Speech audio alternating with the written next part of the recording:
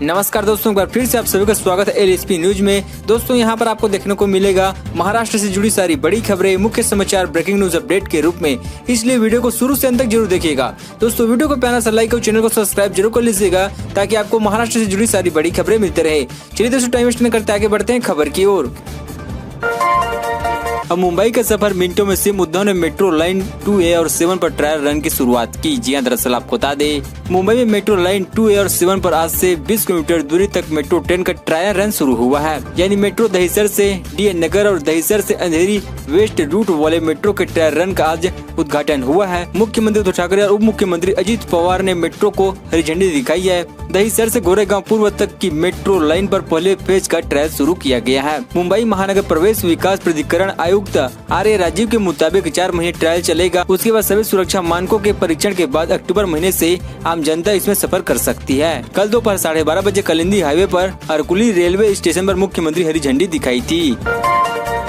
Petrol diesel के दाम में फिर बढ़ोतरी, आसमान छू रहे सब्जियों के दाम। जी हां, दरअसल आपको बता दें देश भर में ईंधन का लगातार बढ़ती हुई कीमत का असर अब आम जरूरत की चीजों पर दिखाई देने लगा है। महाराष्ट्र की बात करें तो मुंबई, पुणे सहित सभी शहरों में पेट्रोल 100 रुपए प्रति लीटर की दर से मिल रहा है। डीजल भी 90 रुपए से अधिक प्रति लीटर की दर से मिल रहा है। देश भर में आज अलग अलग शहरों में आज पेट्रोल की दर में प्रति लीटर 25 से 31 पैसे की वृद्धि हुई है। डीजल की दर में भी 25 से 29 पैसे की वृद्धि हुई है।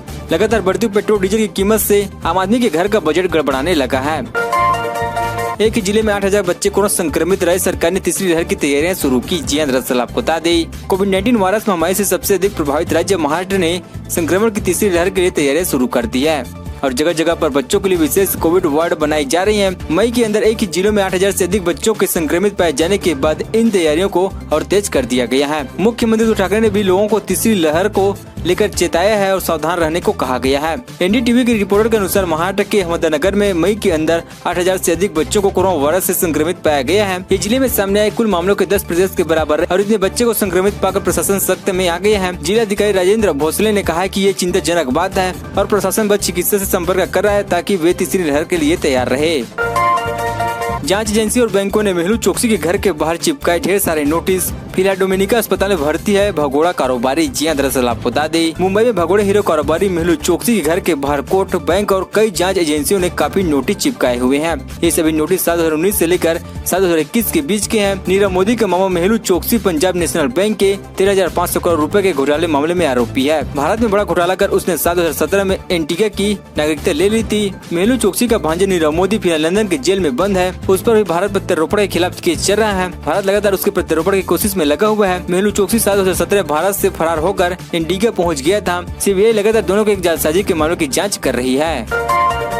सीनियर कांग्रेस लीडर अशोक चौहान बोले, मैंने नितिन गडकरी के काम की इज्जत करता हूं, वे गलत पार्टी में सही आदमी हैं। जी हां, दरअसल आपको बता दें महाराष्ट्र के पूर्व सीएम वरिष्ठ कांग्रेस नेता अशोक चौहान ने केंद्रीय मंत्री नितिन गडकरी को लेकर एक बड़ा बयान दिया है। उन्होंने कहा कि भाजपा सरकार के कार्यों को हटा दे तो केंद्रीय मंत्रिमंडल में सड़क व परिवहन मंत्री नितिन गडकरी के काम के आधार पर कहा जा सकता है कि वे एक कार्यकुशल और कर्मठ मंत्री है। उन्होंने नितिन गडकरी को गलत पार्टी में एक सही व्यक्ति बताया है। अशोक चौहान ने फिलहाल महाराष्ट्र सरकार में सार्वजनिक निर्माण मंत्री है। अशोक चौहान ने यह बात मोदी सरकार के 7 साल पूरा होने पर एक पत्रकार परिषद को संबोधित करते हुए कही है। तौते की वजह से अब समुद्र में फंसे 80,000 लीटर डीजल से भरा जहाज।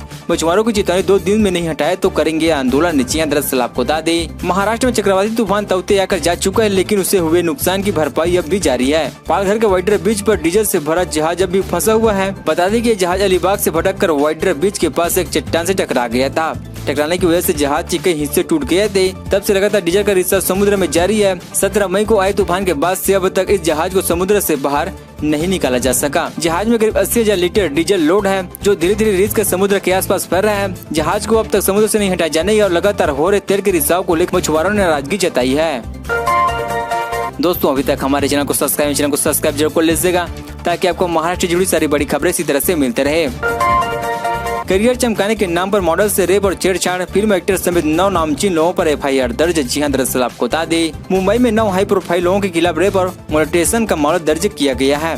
मुंबई की एक मॉडल ने बॉलीवुड के फेमस फोटोग्राफर और एक्टर समेत कई लोगों पर छेड़छाड़ और रेप का आरोप लगाया गया है। बांद्रा पुलिस के सूत्रों से मिली जानकारी के मुताबिक मॉडल ने फोटोग्राफर के साथ ही 8 और लोगों के खिलाफ छेड़छाड़ के आरोप लगाए हैं। मॉडल का आरोप है कि इस बड़े फोटोग्राफर ने मॉडलिंग में बड़ा चांस दिलाने के नाम पर साल 2014 से 2018 के बीच उसके साथ रेप किया। बता दें कि मॉडल ने फोटोग्राफर के साथ ही हिंदी फिल्म एक्टर और सीनियर प्रोड्यूसर के बेटे समेत तमाम नामचीन लोगों पर छेड़छाड़ का आरोप लगाया है। सभी के खिलाफ बांद्रा पुलिस स्टेशन में केस दर्ज कर लिया गया है।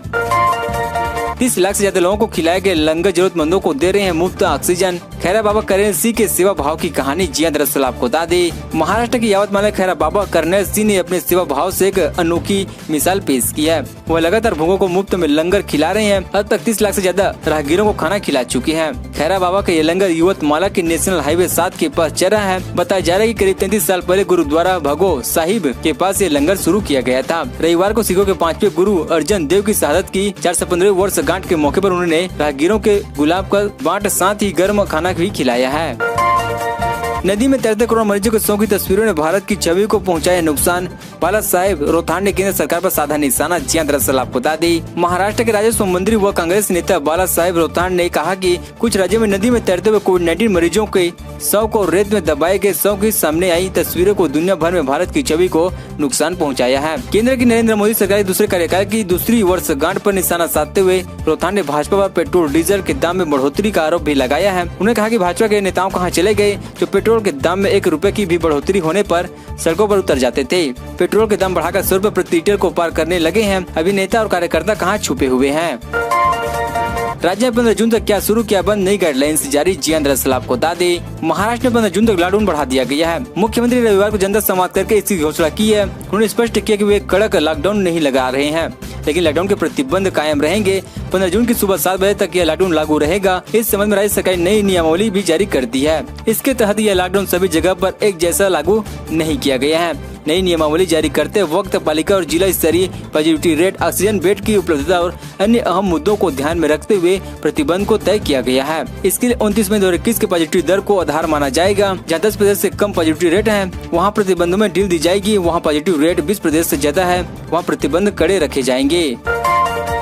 एक गरीब का बेटा धोती पहनकर सनातन धर्म और योग का प्रचार कर रहा, लोग इसे जलते हैं बाबा रामदेव। जी हां, दरअसल आपको बता दें, बाबा रामदेव ने योग, आयुर्वेद और नेचुरोपैथी का समर्थन करते हुए कहा कि आयुर्वेद और योग ने कई गंभीर बीमारियों को ठीक कर लाखों लोगों की जान बचाई है। इस बात से कोई भी इंकार नहीं कर सकता। आयुर्वेद पर सवाल उठाने वालों पर बाबा ने कहा कि जो लोग सवाल उठा रहे हैं वे उनसे जलते हैं। उन्हें डर है कि गरीब का बेटा जो धोती पहनता है वे कई बड़ी बड़ी कंपनियों की दुकानें बंद न करा दे। उन्होंने आरोप लगाया कि इन सब के पीछे तो बड़ी बड़ी मल्टीनेशनल कंपनियां का सपोर्ट है, लेकिन उनके पास तो सिर्फ धर्म और सत्य की ही ताकत है। यह गुरु ने कहा कि अब तक वह 10 करोड़ रुपए से ज्यादा की चैरिटी कर चुके हैं। उन्होंने योग, सनातन धर्म और संस्कृति का गौरव पूरे विश्व में बढ़ाया है। कोविशील्ड की डोज लेने के बाद नहीं बनी एंटीबॉडी, लखनऊ के शख्स ने आधार पूनावाला के खिलाफ दर्ज कराई शिकायत। जी हां, दरअसल आपको बता दें, कोविशील्ड की डोज लेने के बाद एंटीबॉडी नहीं बनने पर एक व्यक्ति ने सीरम इंस्टीट्यूट ऑफ इंडिया, विश्व स्वास्थ्य संगठन और India council of medical research के खिलाफ शिकायत दर्ज कराई है। मीडिया रिपोर्ट के मुताबिक लखनऊ के शख्स ने व्यक्ति ने आरोप लगाया कि कोविशील्ड की डोज लेने के बाद एंटीबॉडी भी नहीं बनी और प्लेटलेट घटकर 3 लाख से घटकर 1.5 लाख तक पहुँच गई है।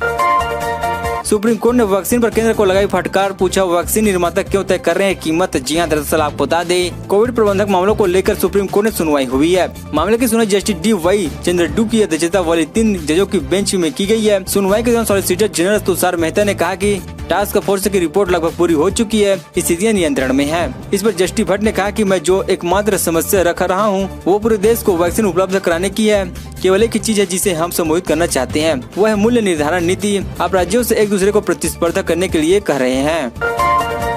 नीतीश सरकार का बड़ा फैसला, 8 जून तक के लिए राज्य में बढ़ाया जाएगा लॉकडाउन। जी हां, दरअसल आपको बता दें, बिहार में कोविड-19 संक्रमण के खतरे को देखते हुए राज्य सरकार ने एक बड़ा फैसला लिया है। सरकार ने राज्य में 8 जून तक के लिए लॉकडाउन को बढ़ा दिया गया है। हालांकि इस बार जारी निर्देश में पाबंदियों में थोड़ी बहुत राहत जरूर दी गई है। राज्य सरकार ने कोरोना वायरस की दूसरी लहर के दौरान यह चौथी बार राज्य में लॉकडाउन की सीमाओं को बढ़ा दिया गया है।